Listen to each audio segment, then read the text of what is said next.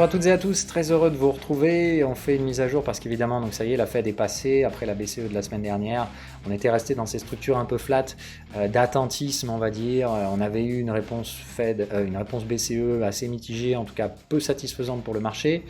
On attendait quand même, comme on l'avait dit, la réponse du gendarme Fed derrière pour savoir si on attaquait des structures haut de range en validation ou bien si on restait toujours dans ce marasme d'une volatilité complètement inexistante qui recherche de nouveaux sommets historiques grâce à une poignée de valeurs, etc. Donc la musique que vous connaissiez, qui tend quand même à montrer des signaux de fatigue hier quand on voit les rechutes assez brutales sur certaines valeurs. Attention, pas toutes, hein. Je vais essayer de rester relativement rapide. Pourtant ce matin j'aimerais faire un tour d'horizon global, mais sinon ça va vous gonfler d'avoir une émission de 3 quarts d'heure. Donc je vais essayer de rester à l'essentiel. On va passer directement donc sur la partie contexte, essayer de voir un petit peu donc les premiers mouvements et les prémices de mouvements mis en place post-Fed. Ok, donc évidemment aujourd'hui on va avoir les publications sur le chômage, mais j'ai pas l'impression que ce soit un changement radical. De toute façon, le marché de l'emploi américain n'est pas super bandant depuis plusieurs semaines. En tout cas, il montre des signaux de ralentissement. Donc, à moins aujourd'hui d'un chiffre explosif qui change radicalement la donne, je pense qu'on reste sous l'influence de la Fed, qui a donc statu quo. Voilà. Alors, la nouvelle, c'est qu'on a donc pognon gratuit pendant encore 3 ans. Mais en fait, la crédibilité de la Fed de part des investisseurs aujourd'hui, on s'en fout. On sait que de toute façon, ils iront chercher le plus loin possible et ils essaieront d'étudier d'autres outils, mais la crédibilité est aujourd'hui très largement questionnée. Donc voilà, hein, on va dire, j'attendais ce moment où tout simplement on allait quand même voir un petit arrêt de ces structures explosives de dire la Fed arrive, pognon, donc on fait monter les marchés, on franchit les résistances. On avait ce contexte-là très clairement sur les prix, on va le voir juste après.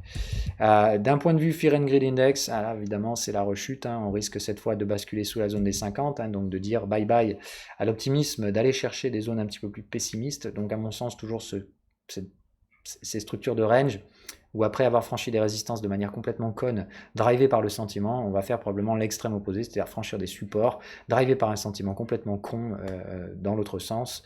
Donc toujours pour moi ce sentiment global, où en fait si vous regardez aujourd'hui, voilà, tout est dans le vert et je vous parie que ça va passer au rouge dans pas longtemps. Voilà, donc normalement j'attends d'un point de vue psychologie l'extrême opposé, c'est-à-dire quelque chose de moins extrême que ce qu'on a connu précédemment, c'est-à-dire là on est quand même allé chercher des extreme fear après un niveau d'appétit pour le risque complètement con. Je pense que voilà, évidemment le fait ici d'avoir échoué au-dessus de 75 mais en dessous de 80, ça m'invite à penser qu'on va passer sous les 30 sans atteindre les 20. Voilà, c'est à peu près ce schéma-là. Donc moi, c'est dans ces zones où, là, où on atteindra les proximités, voire l'extreme fear, où je pense qu'il faudra quand même sévèrement commencer à rechercher des stratégies contrariennes, puisque donc dans un range, encore une fois, on se positionne contre le sentiment. Je sais, il y a beaucoup de gens que ça emmerde, et Dieu sait que ça n'a pas été facile aux US, mais encore une fois, pour moi, c'est pas dû à des erreurs de gestion ni des erreurs de stratégie. C'est dû à une bulle spéculative. On l'avait prévu, on avait dit que ça pouvait se produire, mais que personnellement, ça n'entraverait pas la mise en place de mes stratégies de range. Maintenant, voilà, je n'avais pas prévu nécessairement que la bulle spéculative sur 10 valeurs arriverait jusqu'à peser près de 30% dans ce putain de Nasdaq. Et 5 valeurs, hein, pardon, donc les 5 valeurs au sommet de la bulle du Nasdaq, on est arrivé à 27,5% du S&P 500. C'est juste absolument historique. Donc voilà, j'aurais jamais pu imaginer l'ampleur de tout ça. Ça a complètement foutu en l'air mes gestions du risque sur le range, à tel point qu'on a fait un nouveau sommet historique sur le S&P 500 grâce à ces valeurs-là. Ben voilà, on ne va pas revenir sur ce schéma-là. Mais donc bien comprendre qu'aujourd'hui, je pense quand même que ce qu'on est en train de vivre, c'est la validation de mes ranges. C'est ce qu'on voit d'ailleurs sur le DAX, etc. Les autres actifs qui n'ont donc pas pondéré en fait, le reste de la bourse. Si on enlevait ces 5 valeurs, pour moi, on avait vraiment des ranges partout. Et c'était la stratégie malheureusement que j'ai mis en place. Donc il a fallu dealer avec ces 5 valeurs qui m'ont vraiment cassé les couilles. Mais aujourd'hui, je pense qu'on est plutôt sur des scénarios de premier niveau de validation des hauts de range que je recherchais depuis donc déjà plusieurs semaines, voire mois. Allez, on va parler de tout ça un peu plus en détail derrière. Donc la séance intraday, on s'en fout. Ce que font les actifs corrélés, ça baisse ce matin relativement sensiblement, mais attention, on n'est pas encore sorti des ranges. On essaiera de jeter un coup d'œil rapidement au DAX comme étant notre référent européen. Sur la partie obligataire, voilà, hein, vous voyez bien le truc, hein, donc ça bouge pas non plus, on n'a pas franchi de niveau relativement significatif. Donc la décision, elle est à venir aujourd'hui. On fera un point rapide en regardant le 30 ans, bien entendu. Je vous propose de passer d'ailleurs directement à la partie technique, parce qu'on a beaucoup de choses à se dire aujourd'hui, et je ne voudrais pas que ça dure 3 plombes. Ok, allez, donc d'abord le DAX ici, après on fera donc le S&P 500 et nos actifs habituels. On passera un petit tour donc sur le 30 ans également. Donc pour moi, hein, toujours cette stratégie qui revient ici, hein, donc sur l'UT inférieur, la troisième borne de range, avec ce débordement marginal ici sur ce sommet, encore une fois prévu, travaillé, anticipé, voilà, je l'ai donné avant. Donc j'ai pas hésité à trader cette troisième borne. Ce matin, elle arrive sur les zones de validation. Maintenant, attention, hein, la rupture de la structure qu'on a identifiée, donc avec ces trois bornes de range alignées, hein, donc celle-là, celle-là et celle-là, ici, qui laisse à penser évidemment qu'une structure de fin de degré supérieur est en train de se mettre en place. Cette structure ressemble à un biseau. Donc pour moi, c'est la rupture du bas de la structure technique. Donc ici, il faut glisser sous les 13 000 points avec des structures de breakout baissier pour réellement confirmer la sortie de cette structure de squeeze. Donc pour moi, l'Europe, elle tente aujourd'hui à valider par une pré-sortie baissière du squeeze.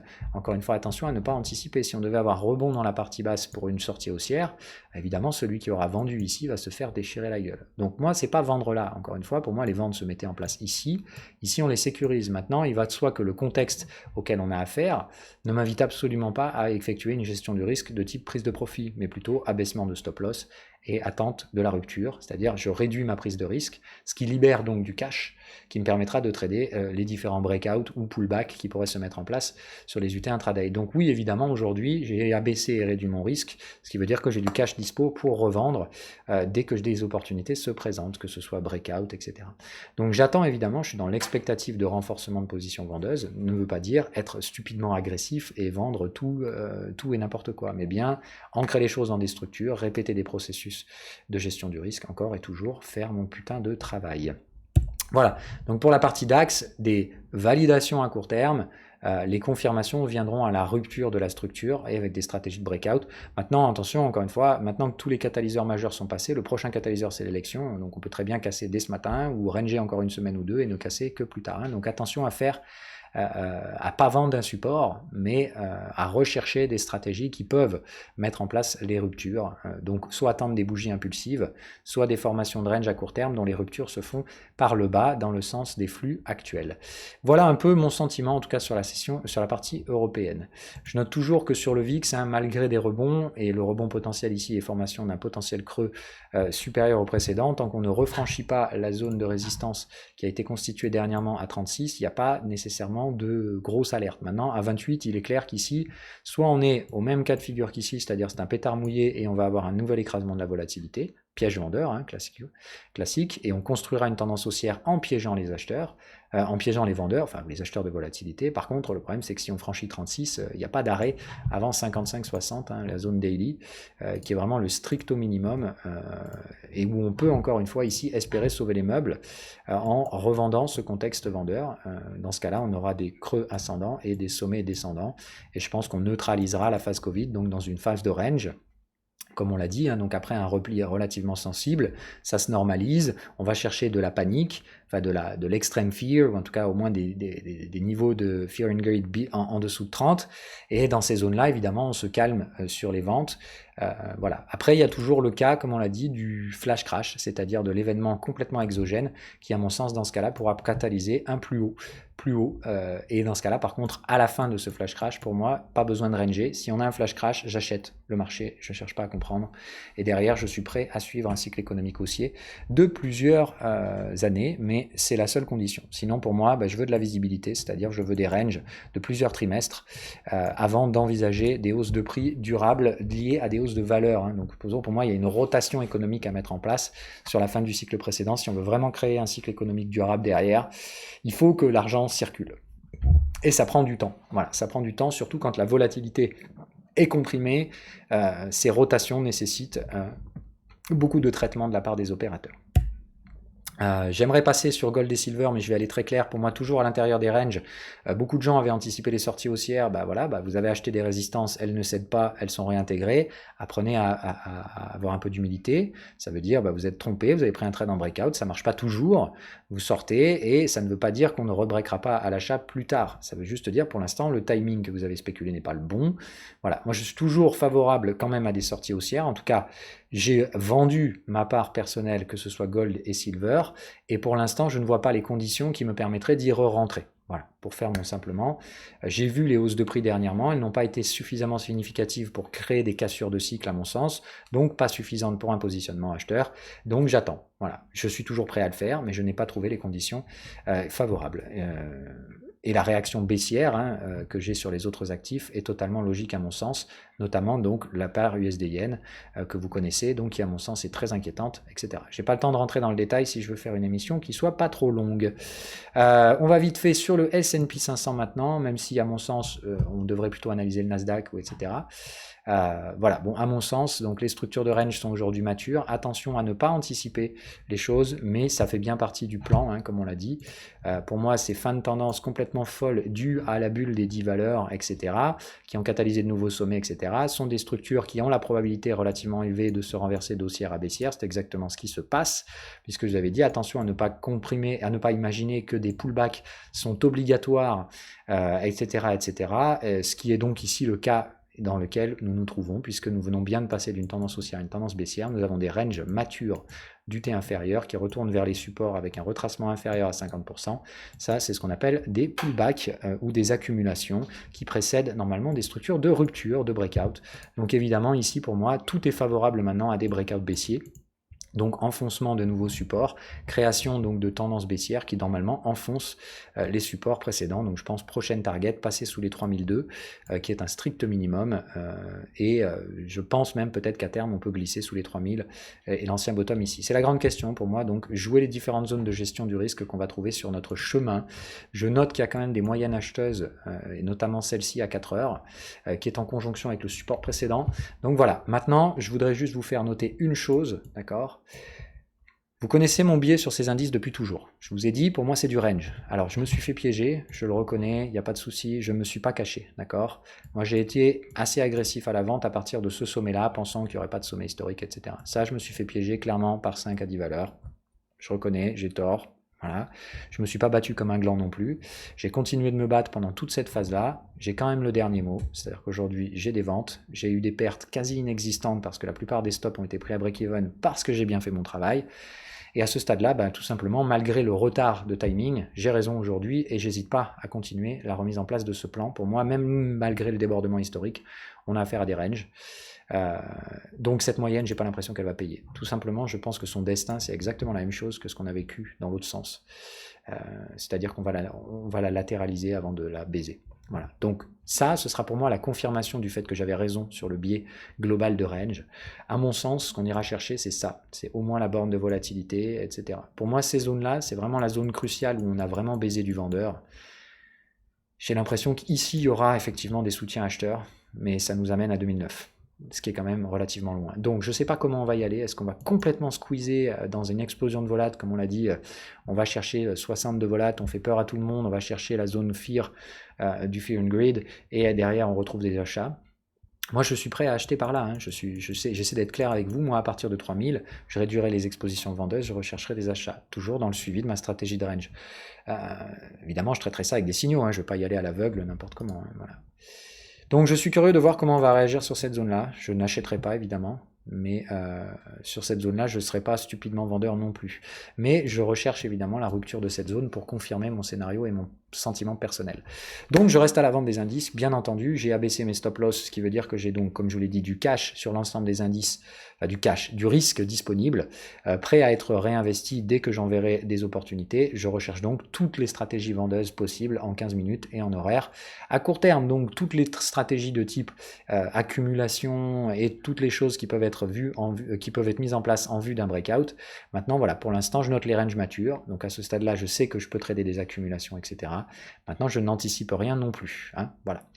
Donc, en cas de rupture ou d'accumulation, je n'hésiterai pas à renforcer les positions. Tant qu'on est à l'intérieur du range, attention à ne pas vous faire piéger comme des glands. Ça se trouve, dans 2 jours, on retourne dans la partie haute. Voilà. Donc, très attention à mon sens. Surtout pas de positionnement vendeur sur les supports. juste beaucoup de patience, et les seules stratégies qui peuvent permettre d'accélérer et de renforcer les positions sont des stratégies de breakout ou d'accumulation, donc des stratégies qui nécessitent un petit peu d'expérience. Voilà.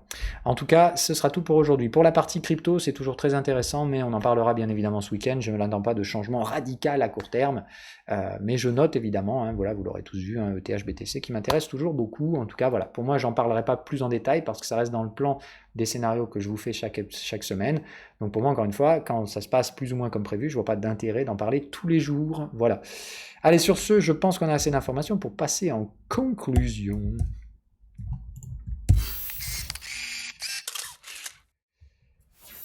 Waouh, 15 minutes, ça tient du record étant donné que j'ai énormément de choses à vous dire et très clairement j'aurais aimé passer beaucoup plus de temps. Hein.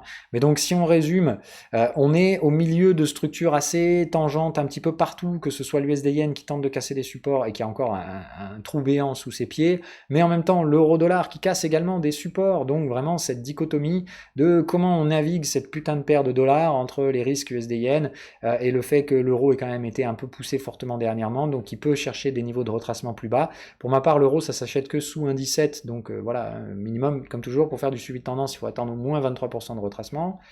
Je ne l'invente pas, c'est dans le PDF. Donc voilà, c'est sous un 17 que ça m'intéressera l'euro. Pour l'instant, voilà, je le laisse consolider tout simplement. Mais si l'USD-Yen baisse en même temps, voilà, tant mieux. Hein, c'est de dire, je perds un peu sur l'euro-dollar, je gagne vachement sur le USD-Yen, tout me va très bien. Voilà.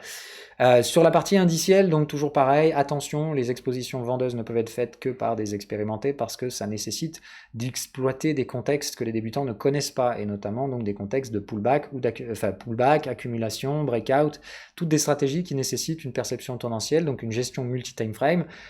Faut être capable d'avoir le millefeuille dans sa tête, et surtout là de bien le maîtriser parce que clairement c'est pas le contexte le plus facile dû aux excès qu'on a vus sur les bulles. Donc voilà, pas un contexte très facile à naviguer, attention à vos gestions émotives là-dedans. Si vous vous sentez prêt, faites-le, mais par contre, encore une fois, faites attention aux tailles de position. Pour moi, le positionnement le plus adapté aujourd'hui pour une personne de niveau débutant intermédiaire, c'est simplement si vous avez acheté des actions en bas, il faut que vous ayez couvert le portefeuille. Je l'ai répété des dizaines et des dizaines de fois, c'est pas maintenant que ça commence à baisser qu'il faut le faire. Voilà. Enfin bon, à mon sens, il me semblait assez important d'en parler. Ne pas, pour l'instant, virer immédiatement dans l'explosion de sentiments opposés. Ça va s'écraser, ça va se là. Voilà. Pour l'instant, ce qu'on a, ce sont des prémices de validation vendeuse. Si vous écoutez bien mon discours, je ne suis pas en train de renforcer en triplant les tailles de position, etc. Voilà. Pour l'instant, je renforce les tailles de position parce que je peux réduire le risque qui était associé aux premières positions spéculatives. Voilà. Donc, je réinvestis le capital spéculatif. Donc, c'est-à-dire comme je prends 3 et maximum 3% de risque par secteur d'activité, comme je réduis le stop loss aujourd'hui me coûterait même pas 1% de risque, ce qui veut dire que je peux réinvestir à tout moment 2% du capital en risque. Donc c'est ça que je fais. Je ne fais que réinvestir pour l'instant un capital spéculatif. Il me semble encore que tant qu'on ne rompt pas les structures sur le S&P 500 et sur le DAX, une exposition plus forte, donc une exposition au-delà de 3% d'investissement du capital, me semble compliquée. Ok. Par contre, évidemment, petit à petit, les positions s'ajoutent. Hein. Il va de soi qu'en gardant toujours un niveau de risque inférieur à 3%, les tailles de position, elles, augmentent. Donc le gain final, lui, est multiplié. Hein. Ça, on est bien d'accord. Je ne prends pas plus de risques, mais j'envisage de gagner beaucoup plus. Hein. On est bien d'accord.